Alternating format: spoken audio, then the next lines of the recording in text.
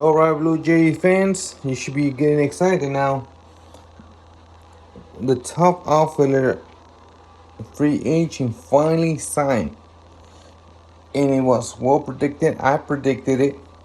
It signed with the Blue Jays. Yes, it took a minute, it took a while, but I guess with Soroki Sasaki, it finally came to an end. The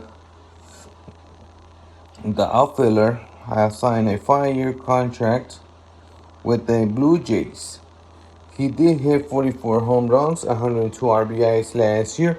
Had I have like have mentioned my previous video about the Blue Jays, but the Blue Jays finally got their wish. He got outfield. The only problem with this guy is he lacks of defense. But offense, he's tremendously. I guess he's might be the DH. I'm not sure. But the Blue Jays finally got more offense added to their lineup, guys.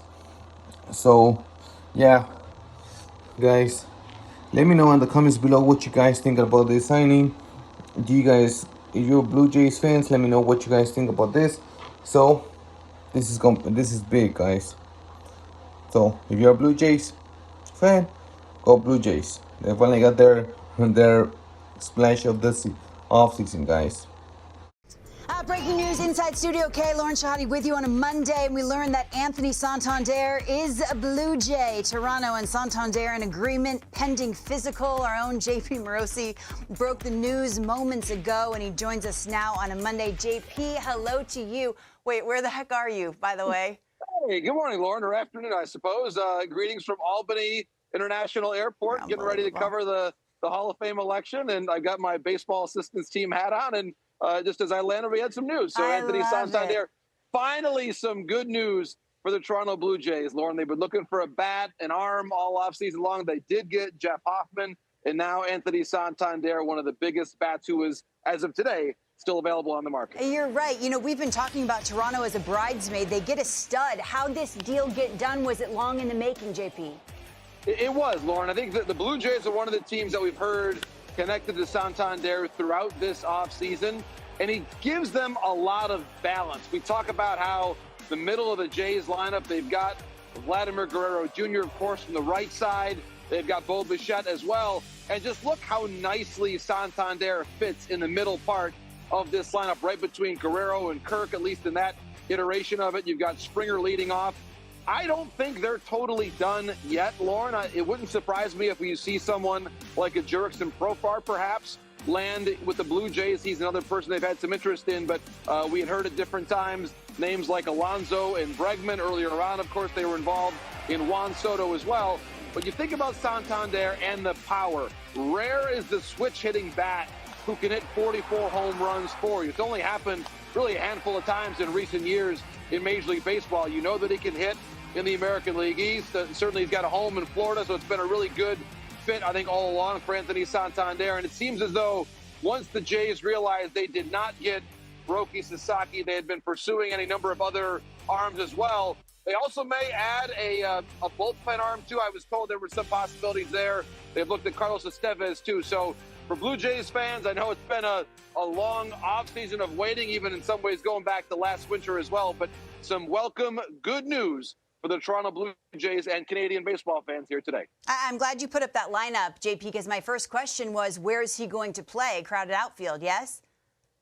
Crowded outfield, but I think the way that the Jays would like to utilize Santander, in many ways, he's a perfect fit, Lauren, because he can move around, whether it's corner outfield spots, potentially DH as well. They'll have Springer still play in the outfield plenty, but I think giving him a break is a really nice strategy to get Springer off his feet sometimes, have George DH. You could then swing Santander into the outfield or vice versa. So, and he's someone that, depending on what happens with Vladdy, I think that's the big question, what the Jays decide to do with their free agency after 25 for both Vladdy and Bo Bichette. So I think a lot of variables still there for the Blue Jays, but they had to get a win at some point in free agency, and Santander is that player here on a Monday. And JP, Ari Alexander just posted the details. We don't have the money yet. We do know that it was a 5-year deal. Was the fact that Toronto was linked to so many free agents that signed elsewhere maybe a key factor in getting the price up or the years up on Santander? Does that play into it? I do, Lauren. I think it's the years, and they probably had to give him one more year beyond what a lot of other teams were comfortable doing. And I think once the Jays missed on Sasaki, they were certainly interested as well in Tanner Scott, too. You wanted to take that extra year and give him that extra year to make sure that you had the player. At some point, there are some teams that when you finish second or third and you're getting close, you eventually just have to give the extra year to get the player that you want. And this is a team that, for all the disappointments they've had in free agency, they still have a pretty good team. And they've got a solid starting rotation. They're still working on the bullpen. But you could not go into this year, the last year of Vladimir Guerrero Jr., and not give yourself a good chance to compete. You had to make sure that you got him and you were able to give yourself the best chance to compete in this division in the last year before free agency of both Guerrero and Bichette. Now the Jays, Lauren, they've got a chance, and we'll see what other additions they may make in the next few weeks before arriving to Dunedin, Florida. I mean, you said you get a sense they're not done. Are we talking about a Vlad deal? Are we talking about other free agents? What's next, do you think, north of the border? I think that they would love to get Vladdy signed, Lauren, but I think each day that we get closer to the start of spring training or closer to the next offseason without getting that deal done, I think it becomes more and more of a remote possibility, just given how much money he is going to command. We all see the money that Juan Soto got in free agency, and you look at how young Vladdy still is as a prospective free agent.